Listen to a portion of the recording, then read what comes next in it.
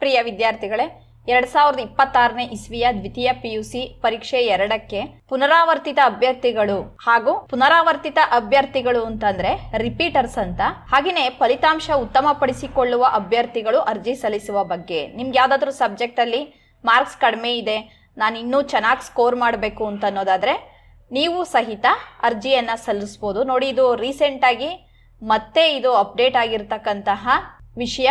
ನೋಡಿ, ಇಲ್ಲಾಗಲೇ ಕೊಟ್ಟಿದ್ದಾರೆ 2026ನೇ ಸಾಲಿನಲ್ಲಿ ನಡೆಯಲಿರುವ ದ್ವಿತೀಯ PUC ಪರೀಕ್ಷೆ 2ಕ್ಕೆ ಪುನರಾವರ್ತಿತ ಹಾಗೂ ಫಲಿತಾಂಶ ಉತ್ತಮಪಡಿಸಿಕೊಳ್ಳುವ ಅಭ್ಯರ್ಥಿಗಳು ಅರ್ಜಿ ಸಲ್ಲಿಸಲು ಉಲ್ಲೇಖಿತ ಸರ್ಕಾರದ ಆದೇಶದಂತೆ ಅವಕಾಶ ಕಲ್ಪಿಸಲಾಗಿದೆ ಅಂತ ಅನ್ನೋದು.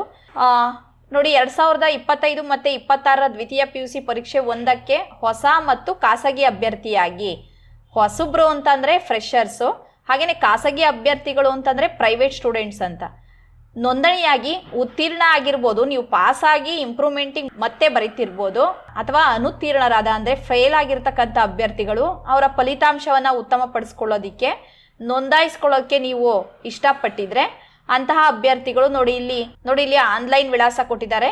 ಇದನ್ನ ಬಳಸಿ ನೀವು ನಿಗದಿತ ಶುಲ್ಕವನ್ನು ಪಾವತಿಸಿ ನೋಂದಾಯಿಸ್ಕೊಳ್ಬೋದಂತೆ. ಆಫ್ಲೈನ್ನಲ್ಲಿ ಅರ್ಜಿ ಸಲ್ಲಿಸ್ತಕ್ಕಂತಹ ಅಭ್ಯರ್ಥಿಗಳು ಅದಕ್ಕೆ ಸಂಬಂಧಪಟ್ಟಂತಹ ಕಾಲೇಜಿನ ಪ್ರಾಂಶುಪಾಲರನ್ನ ನೀವು ಸಂಪರ್ಕಿಸಬೇಕು. ಏನು ಫೀಸ್ ಇರುತ್ತೋ ಅದನ್ನ ಕಾಲೇಜ್ನಲ್ಲೇನೆ ನೀವು ಕಟ್ಬೋದು. ಎರಡೂ ಇದೆ, ಆನ್ಲೈನು ಮತ್ತೆ ಆಫ್ಲೈನ್ ಎರಡೂ ಇದೆ. ನೀವು ಎಕ್ಸಾಮ್ ಕಟ್ಟೋದಿಕ್ಕೆ PU ಬೋರ್ಡ್ನವ್ರದ್ದೇನೋ ಪರ್ಮಿಷನ್ ಅವಶ್ಯಕತೆ ಇರೋದಿಲ್ಲ. ಇನ್ನೊಂದು ವಿಚಾರ, ಈ ದ್ವಿತೀಯ PUC ಪರೀಕ್ಷೆ ಒಂದೇನು ನಡೀತು ಮತ್ತೆ ಅದ್ರ ಹಿಂದಿನ ಪರೀಕ್ಷೆಗಳಲ್ಲಿ ನೀವೇನಾದ್ರೂ ಫೇಲ್ ಆಗಿದ್ರೆ ಅಥವಾ ಆಬ್ಸೆಂಟ್ ಆಗಿದ್ರೆ ಆ ಅಭ್ಯರ್ಥಿಗಳು ಸಹಿತ ಪರೀಕ್ಷೆ 2ಕ್ಕೆ ಆನ್ಲೈನ್ ಮುಖಾಂತರ ನೋಡಿ ಈ ಲಿಂಕ್ ಇದೆ, ಇದನ್ನ ಬಳಸಿ ನೀವು ನೋಂದಾಯಿಸ್ಕೊಳ್ಬೋದು, ಅಂದ್ರೆ ರಿಜಿಸ್ಟರ್ ಆಗ್ಬೋದು. ಹಾಗೇನೆ ಆಫ್ಲೈನ್ ಅಲ್ಲಿ ನೀವೇನಾದ್ರೂ ಅಪ್ಲೈ ಮಾಡ್ತೀವಿ ಅಂತ ಅನ್ನೋದಾದ್ರೆ ನಿಮ್ಮ ಕಾಲೇಜಿನ ಪ್ರಾಂಶುಪಾಲರನ್ನ ಸಂಪರ್ಕಿಸಿ ಏನು ಫೀಸ್ ಇದೆಯೋ ಅದನ್ನ ಕಾಲೇಜ್ನಲ್ಲೇನೆ ಕಟ್ಟಿ ಪರೀಕ್ಷೆಗೆ ನೀವು ನೋಂದಾಯಿಸ್ಕೊಳ್ಬಹುದು. ಇನ್ನು ಮರುಮೌಲ್ಯಮಾಪನ ಹಾಗೇನೆ ಮರು ಎಣಿಕೆಗೆ ಅರ್ಜಿ ಸಲ್ಲಿಸ್ತಕ್ಕಂಥ ಅಭ್ಯರ್ಥಿಗಳು ಫಲಿತಾಂಶಕ್ಕೆ ಕಾಯಬಾರ್ದು.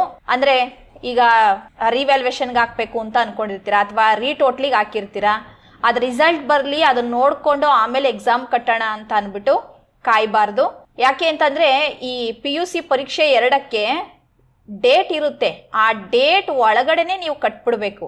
ನೀವೇನಾದ್ರೂ ಇದ್ರ ರಿಸಲ್ಟ್ ನೋಡ್ಕೊಂಡು ಆಮೇಲೆ ಕಟ್ಟೋಣ ಅಂತ ಅಂದ್ಬಿಟ್ಟು ಏನಾದ್ರೂ ವೆಯ್ಟ್ ಮಾಡ್ಕೊಂಡು ಕೂತ್ಕೊಂಡ್ರೆ ಡೇಟ್ ಮುಗ್ದೋಗ್ಬಿಡುತ್ತೆ. ಅದಕ್ಕೇನೆ ಈಗ್ಲೇ ತಕ್ಷಣನೇ ನೋಂದಾಯಿಸ್ಕೊಳ್ಳಿ. ನೋಡಿ, ನಿಮಗೆ ಲಾಸ್ಟ್ ಡೇಟು 9ನೇ ತಾರೀಕಿಂದ ಬಿಟ್ಟಿದ್ದಾರೆ, ಲಾಸ್ಟ್ ಡೇಟ್ ಬಂದು 17ನೇ ತಾರೀಕು. ಅಷ್ಟರೊಳಗಡೆ ನೀವು ಎಕ್ಸಾಮ್ ಅನ್ನ ಕಟ್ಟಬೇಕು. ಫೇಲ್ ಆಗಿರೋರು ಮತ್ತೆ ಒಳ್ಳೆ ಮಾರ್ಕ್ಸ್ಗೋಸ್ಕರ ಬರೀತಕ್ಕಂಥ ವಿದ್ಯಾರ್ಥಿಗಳು ಕಟ್ಬೋದು. ನೋಡಿ, ಇಲ್ಲಿ ಲಿಂಕ್ ಅನ್ನ ಕೊಟ್ಟಿದ್ದಾರೆ, ನೀವು ಇದನ್ನ ಸಂಪರ್ಕಿಸ್ಬೋದು. ಹಾಗಾದ್ರೆ ಏನೇನು ಶುಲ್ಕಗಳಿದಾವೆ ಅಂತ ನೋಡೋಣ.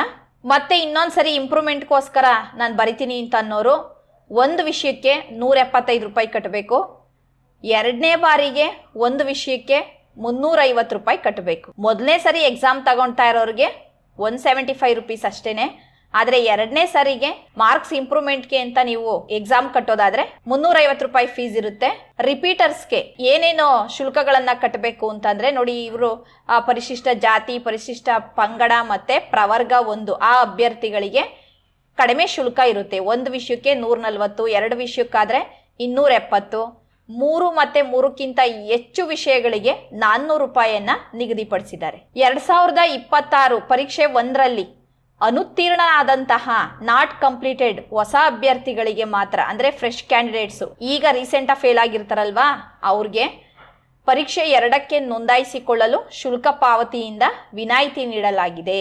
ಅಂದ್ರೆ ಯಾವುದೇ ಶುಲ್ಕಗಳು ಅವ್ರಿಗೆ ಇರೋದಿಲ್ಲ.